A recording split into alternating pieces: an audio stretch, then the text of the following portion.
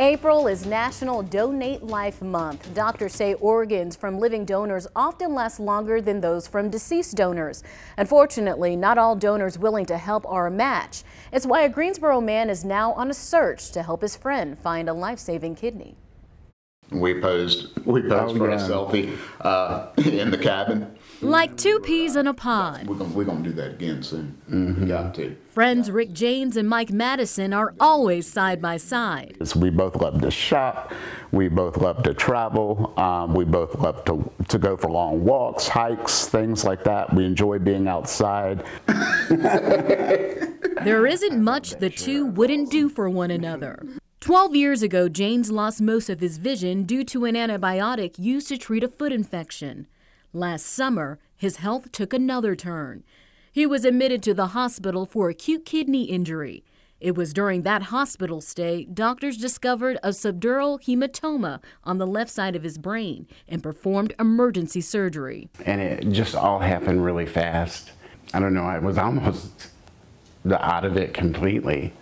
There's 3 weeks of that time that I don't remember. During his recovery from surgery, doctors delivered more unexpected news. When I was working with the nephrologist, and my kidney function just kept going down and down every time I went in.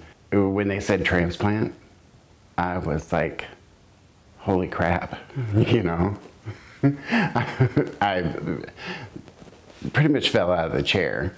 The staples going across there. That's when Janes began his search for a living kidney donor. You had so much to say, but you couldn't say it. And his friend immediately volunteered to be tested. I look up to Rick because I see that he has gone through so many things in his life and has not let any of those things hold him back. Unfortunately, I was told that I'm not able to donate. Reason I can't donate is because I am highly prone, they tell me, for kidney stones. That meant a lot to me. You know, you kind of get emotional about it because this day and age, you don't find friends like him. Everybody's so involved with their life and you know, what they're doing, that they kind of overlook everybody. And Mike doesn't do that.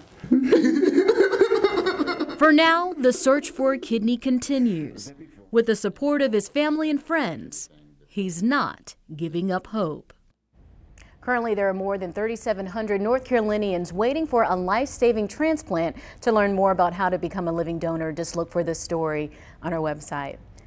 I mean, talk about the power of friendship. You know, a lot of people say, I would do anything for my friend, but to offer a kidney, that's a pretty big deal. And even though he wasn't a match, he's still helping with the search. He's the one that reached out to us, sharing this story, and I'm so glad that I could be a part of their search in this quest. And there is no bigger selfless act to make than something of your own body to someone.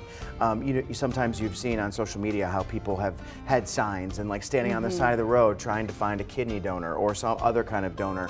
It is so sad to know that so many people need so much help with organ donations, and they're just on this list hoping and praying every day that they will get to the top of it. And that's the importance of doing these kind of stories, get the word out there so people can get educated on the process, and maybe that would be something that they'd be willing to participate in, because the second chance at life, giving the gift of life, you couldn't ask for anything more. And when it comes to being an organ donor, I mean, just the simple act of making sure that you are an organ donor, if you pass and your organs are still good and could help someone else, is such an important, simple step to take. Absolutely. And more details for those interested in learning about how to be a living donor, look for this story up on our website.